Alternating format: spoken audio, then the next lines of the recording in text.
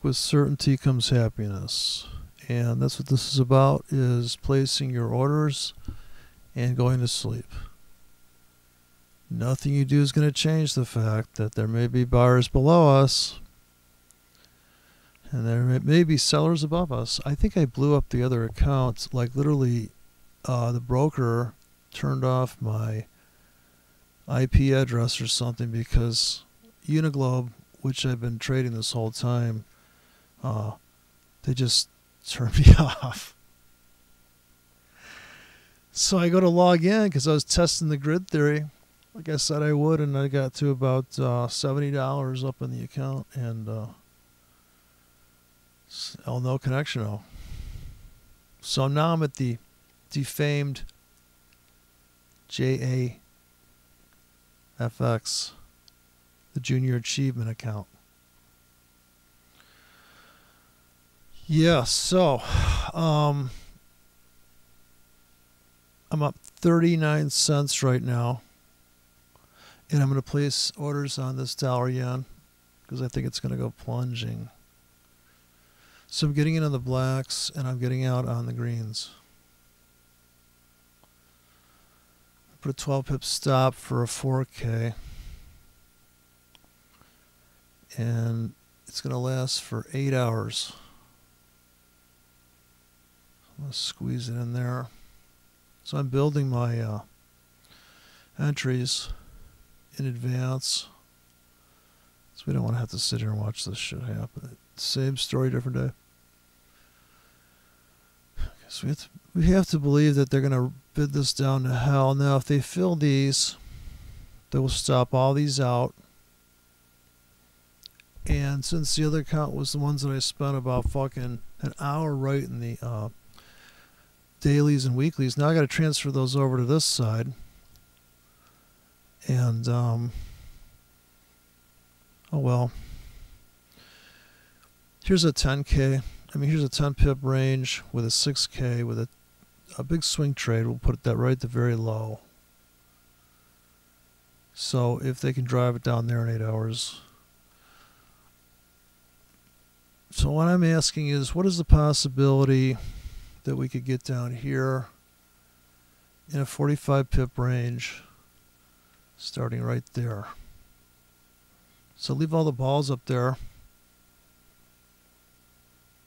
and maybe take a picture of it if I was really organized, which I'm not, so that's probably not going to happen. And here we run in the 6-hour cells starting at this.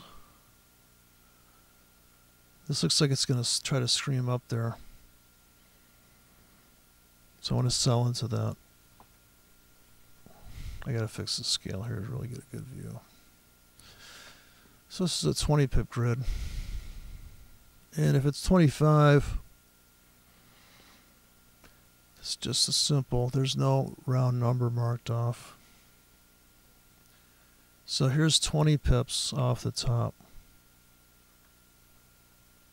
And now I'm going to go for the wonderful 8 hours with a 12 pip stop. I just can't duplicate the entry, because then it defeats the purpose. That's a monster swing. And then we'll put some bad ratio tickets in here. Like risk 10 pips to make, risk 20 pips to make 10. So here's a 1 hour. Now there should be a longer version of that, because that is a great idea. For like up here even, very top here, there's usually at least a 10 pip battle up there. What else to consider?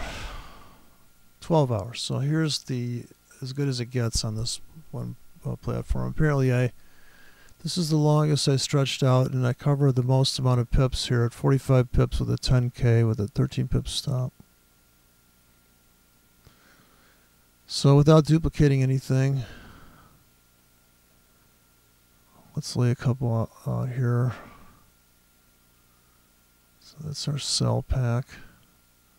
And I don't know how much this broker's going to let me do. So I'm going to put some buy scalps in for the dead cat bounce. So I don't have to change anything. I can go for the same. Well, here's a scalp.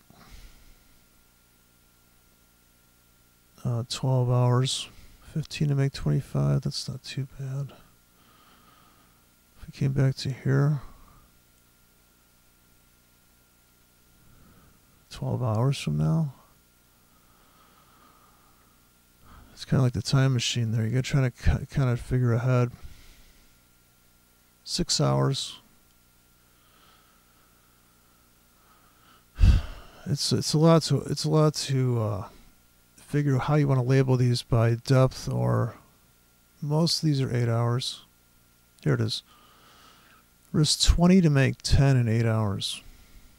On your mark, 1 pip apart in a 3 pip range.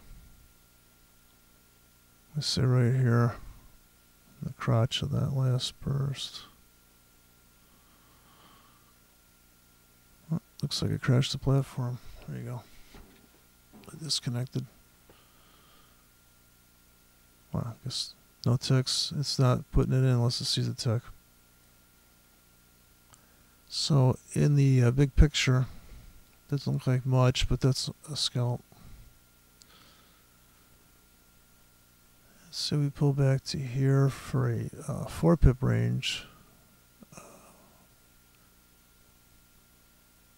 Same bad ratio, same bad day. 8 hours here.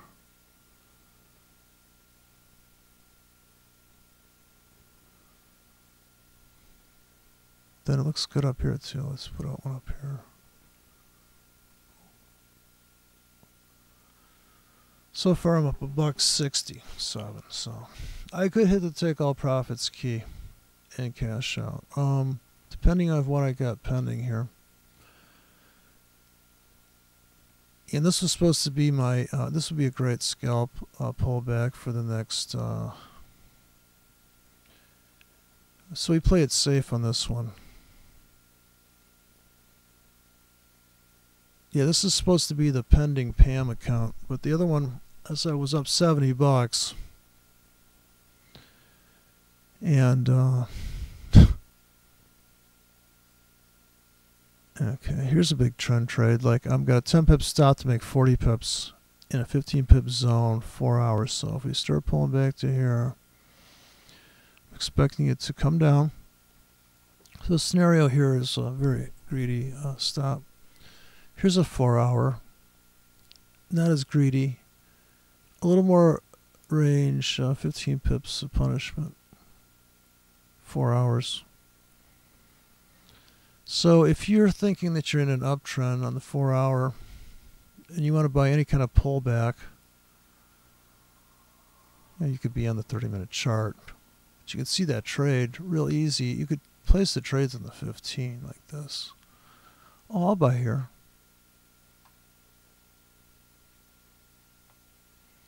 I certainly don't want to sit here and babysit it. 3 hours, I'll buy here. 2 hours, I'll buy here. Then 1 hour, as you get to the top of the rack. Okay, let's be a real a pussy and come in with these $1 drops. As long as we put them below 10 pips to make 40, 1K, 6 hours. So honestly, if you're starting out, you want to go for these pussy drops. 25 pips to make 50 pips all day long. You're risking $2.50 plus commissions and spread. Can you handle that trade? Can you handle $2.50? What's your threshold? Gotta be careful here that you don't drag the. If I put this above, it'll become a buy stop. I don't know what these people are thinking. Here's a scalper. 1 hour, 2 hours, 5 pips stop. I'm giving the market 2 hours to get down here. See how that works? Some guy asked me about small range bars. Well, I would say on the 4 hour, you're looking at, this is a 20 pip grid. You're trying to get in at a 10, anything under 20 pips on the 4 hour bar sounds to like a no brainer if you're trying to make 20 pips or 40 pips on the explosion. I just think that's obvious, but let me see. I got a template that's just going to do a. So here's a real crude template that's giving you the. It's giving you the only critical stuff would be the range there. So 20 pip grid. On a 4 hour chart, here is less than 20 pips. Then it traps on the top side. Then you go into a more less than 20 pip breakout. You still have to be the guy that's willing to buy the closing prices for a retest, though. That's only a 10 pip window.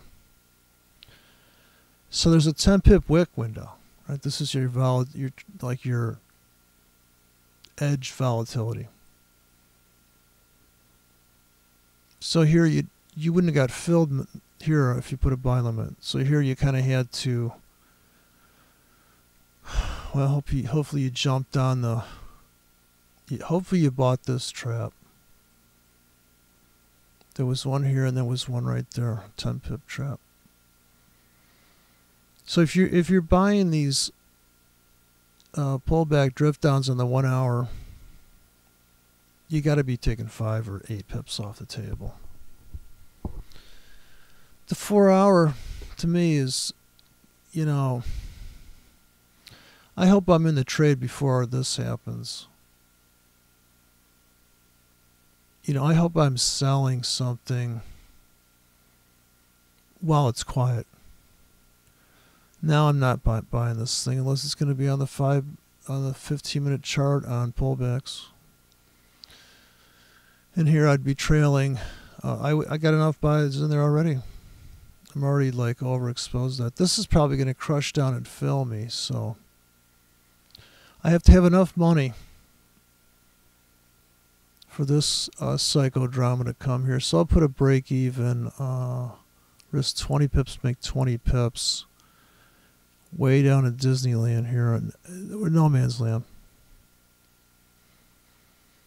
Dollar CAD screaming up. The British pound is screaming up. So we'll put a sell limits at the new highs. Break even. 20 pips. This thing's going up like a crazy. Pissed off. See, now this was the buy. Right, this is the new lows you bought. You can't go wrong with that trade, new lows. I mean, people think it's in a downtrend there, and it was severely. I mean, this is a down move, right? I mean, I think everybody's... This one's a big down move, so is this one. This was just vicious. Goes into the trap. The scalpers are getting out right now. Alrighty then. That's it. We're not allowed to go past 10 minutes.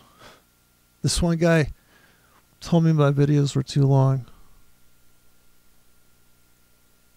Okay, I'll see what happens here. This is my test drive of the infamous limit grid system.